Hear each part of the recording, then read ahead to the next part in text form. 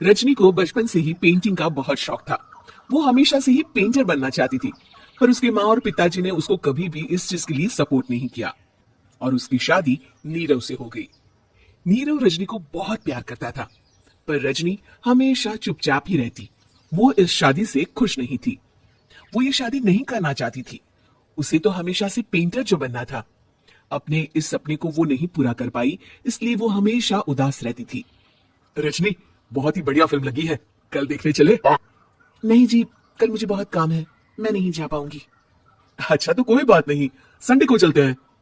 देखिए, मुझे फिल्म देखना पसंद नहीं है, आपको जाना है तो चले जाइए।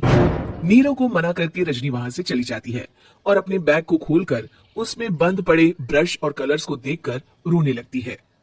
रजनी, चलो ना कहीं बाहर खाने चलते हैं, कुछ तुम्हारी पसंद का। जी मुझे नहीं जाना, मेरी तबीयत ठीक नहीं है। रजनी वहां से चली जाती है। नीरव को समझ नहीं आता कि रजनी उससे इतना दूर क्यों रहती है।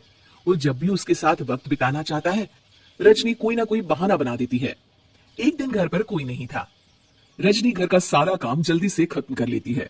घर पर अकेले होने के कारण वो सोचती है कि वो आज पेंटिंग करेगी। वो अपने कमरे में जाकर पेंट ब्रशेस और कलर्स निकालकर जैसे ही कलर मिक्स कर रही होती है कि दरवाजे पर बेल बज जाती है। अब कौन आ गया इस वक्त? इतनी मुश्किल से तो मुझे पेंट करने का मौका मिला है। रजनी दरवाजा खोलती है तो उसकी सास अपनी सहेलियों के साथ खड़ी होती है और सब घर के अंदर आ जाते हैं। अरे बहू, सबको शरबत बनाकर पिला दे, बाहर तो बड़ी गर्मी है। उफ। जी। रजनी पेंट ना कर पाने से उदास हो जाती है। उसे गुस्सा भी आ रहा होता है कि उसने इस शादी के लिए हाँ क्यों कह दी। वो रसोई में जा रही होती है कि उसकी सास उसे रोकती है। बहू, सबके खाने का भी इंतजाम कर लेना, आज का लंच तो ये सब यही करेगी। हाँ। रजनी बिना कुछ कहे रसोई में चली जाती है। सबके लिए खाना बनाती है।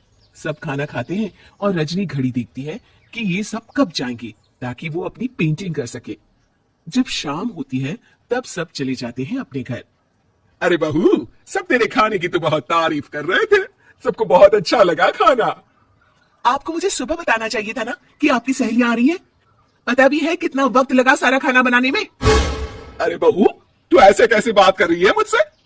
तो और कैसे बात करूं? मैं इस घर की कोई नौकरानी नहीं हूं कि इतना काम करूंगी। रजनी अपने कमरे में जाकर दरवाजा बंद कर लेती है।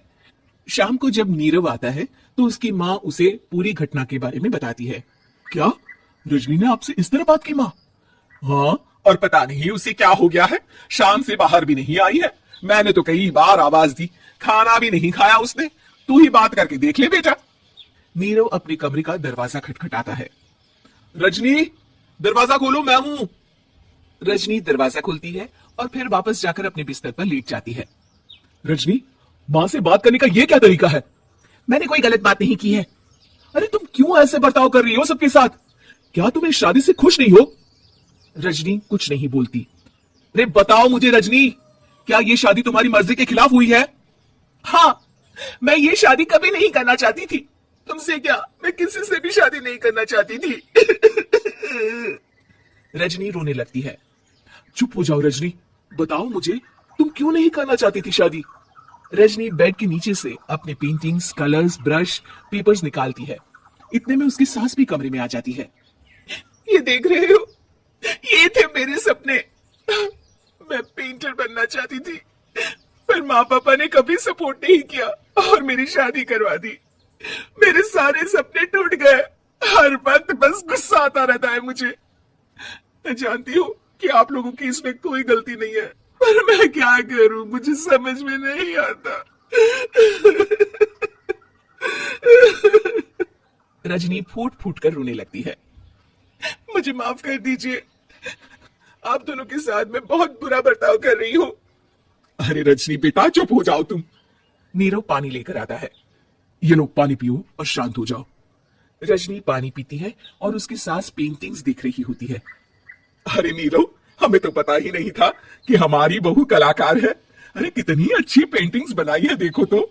ये वाली तो मैं अपने कमरे में ले जाऊंगी। आपको ये पेंटिंग्स अच्छी लगी? अच्छी नहीं, बहुत अच्छी लगी। और तुमने हमें बताया क्यों नहीं? तुम जब चाहे पेंटिंग कर सकती हो रजनी। हम तुम्हारे सपनों को पूरा करने में तुम्हारा पूरा साथ देंगे। हाँ बेटा, हम कला की कद्र करते हैं। हम कलाकार तो नहीं, पर मुझे गर्व है कि मेरी बहू एक कलाकार है। रजनी, नीरव और सास तीनों हंस